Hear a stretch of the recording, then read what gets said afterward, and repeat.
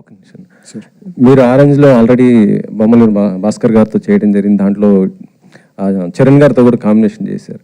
మళ్ళీ చరణ్ గారితో ఏమైనా చేయాలి అనుకుంటే మల్టీ స్టార్, ఎందుకంటే ఇప్పుడు ఉన్న హీరోస్ అందరూ కూడా మల్టీ స్టార్ గారు చేస్తున్నారు పెద్ద పాన్ ఇండియన్ లెవెల్లో.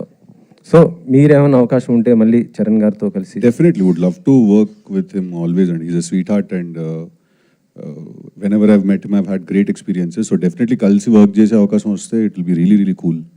యాక్చువల్లీ చెప్పాలంటే భాస్కర్ గారికి ఇప్పుడు సక్సెస్ రేట్ లేదు. ఓకే, సో మరి ఆయన అండ్ మీరు వరుసగా బ్లాక్ బస్టర్ కొడుతున్నారు. ఏ హీరో అయినా హిట్ డైరెక్టర్కి అవకాశం ఇస్తుంటారు, మీరెందుకు ఇలా భాస్కర్ గారికి? అంటే సార్ హిట్ ఫ్లాప్ ఇక్కడ దట్స్ ఆల్ చాలా అది మన చేతిలో లేని విషయం అండి. నేను ఎప్పుడైనా ఏం బిలీవ్ చేస్తానంటే ఫస్ట్ ఈ మైక్ పక్కన పెట్టాలని బిలీవ్ చేస్తాను. నేను ఏం బిలీవ్ చేస్తానంటే సార్ బేసిక్గా ఒక డైరెక్టర్ ఉండొచ్చు, యాక్టర్ ఉండొచ్చు, ఎవరైనా ఫిల్మ్ మేకర్ ఎవరైనా ఉన్నా కూడా వాళ్ళు హిట్ సినిమాలో తీస్తున్నారా ఫ్లాప్స్లో ఉన్నారా వాళ్ళు అనే దానికంటే ఎక్కువ ఇంపార్టెంట్ వాళ్ళకు ఒక సిగ్నేచర్ ఉందా లేదా అనేది సార్, వాళ్ళకు ఒక యూనిక్ స్టైల్ ఉందా లేదా అని. సో మీరు డెఫినెట్గా మీరు బొమ్మరిల్లు భాస్కర్ గారికి ఒక చాలా స్ట్రాంగ్ సిగ్నేచర్ ఉంది, ఆయనకు ఒక చాలా యూనిక్ వాయిస్ ఉంది, ఎవరు డినై చేయలేరు.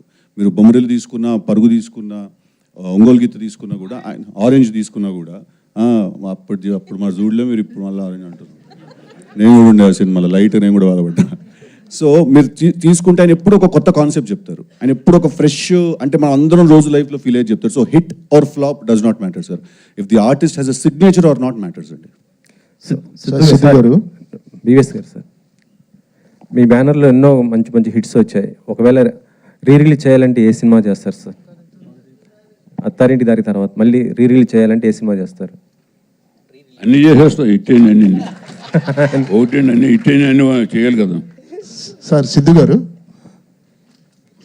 సార్, మీకు టిల్లు స్క్వేర్ కానీ టిల్లు సినిమా కానీ డెఫినెట్గా మీ కెరీర్ని టర్న్ చేశాయి. ఇప్పుడు ఆ సినిమాలో కథ కంటే క్యారెక్టరైజేషను, కామెడీ, ఎంటర్టైన్మెంట్, మీ డైలాగ్ డెలివరీయే మెయిన్ హైలైట్. అంటే మన భాస్కర్ గారిని చూసుకుంటే ఆయన మొదటి సినిమా కానీ బొమ్మరిల్లు, ఆరెంజ్, మన పరుగు కానీ ఇలాంటి సినిమాలను చాలా సెన్సిటివ్ సెంటిమెంట్, చాలా ఒక కంటెంట్ పరంగా చాలా స్ట్రాంగ్ ఉన్న సినిమాలు సార్. సో ఈ సినిమాలు అంటే ఈ సినిమాలతో మీ గత సినిమాలతో పోల్చుకుంటే ఈ సినిమాలో కంటెంట్ ఎలా ఉండబోతుంది? మీరు భాస్కర్ గారి స్టైల్కి అడాప్ట్ అయ్యారా, మీ స్టైల్కి భాస్కర్ గారు వచ్చారా? డెఫినెట్లీ భాస్కర్ గారి స్టైల్కి నేను అడాప్ట్ అయ్యానండి. ఎందుకంటే ఒక సినిమా తీసే బ్రెయిన్ ఒకటి ఉంటుంది, ఆ బ్రెయిన్లో నడుస్తుందే సినిమా. ఆబ్వియస్లీ ఇంప్రవైజేషన్స్ అవన్నీ జరుగుతాయి. అంటే సార్ ఇప్పుడు కొన్ని సినిమాలు క్యారెక్టర్ డ్రివెన్ ఉంటాయి సార్, కొన్ని సినిమాలు ప్లాట్ డ్రివెన్ ఉంటాయి, కొన్ని సినిమాలు ఈవెంట్ డ్రివెన్ ఉంటాయి. ఇది ప్లాట్ డ్రివెన్ ఫిల్మ్ అండి ఇది. బట్ జాక్ అనేవాడి చుట్టూ ఏం జరుగుతుంది, జాక్ అనేవాడు ఒక సిచ్యువేషన్లోకి ఎలా వెళ్ళి పడుతున్నాడు, అది that is how the film unfolds. అంటే మీకు ఈ టిల్లు స్క్వేర్ కానీ డీజే టిల్లు ఈ సినిమాల ద్వారా వచ్చిన ఒక ఇమేజ్ను నిలుపుకోవటానికి డెఫినెట్గా ఎన్నో ఏళ్ళ స్ట్రగుల్ తర్వాత వచ్చింది ఒక బ్రేక్. సో ఇది నిలుపుకోవటానికి మీరు చేసిన ప్రతి సినిమా అంటే మీకు బాధ్యత, అంటే ఒక రకంగా ఇది నిలుపుకోవాలి అనేది ఈ కథ విన్నప్పుడు కూడా అనిపించింది. డెఫినెట్గా మీరు తీసుకునే డిసిషన్సే మీ ఫర్దర్గా ఫ్యూచర్ అనేది డిసైడ్ చేస్తుంది.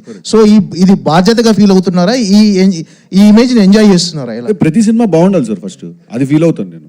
అంటే అది టిల్లు అంత బాగుందా, టిల్లు స్క్వేర్ అంత బాగుందా నాకు తెలీదు, బట్ ప్రతి సినిమా బాగుండాలి. ఆ సినిమా చెప్పాలనుకున్న కథ ఆ సినిమా చెప్పాలి, ఆ సినిమా బోర్ కొట్టించకుండా 2 hours మనల్ని ఎంటర్టైన్ చేసి పంపించేసేయాలి. అది చేయగలిగితే చాలంటాను సార్.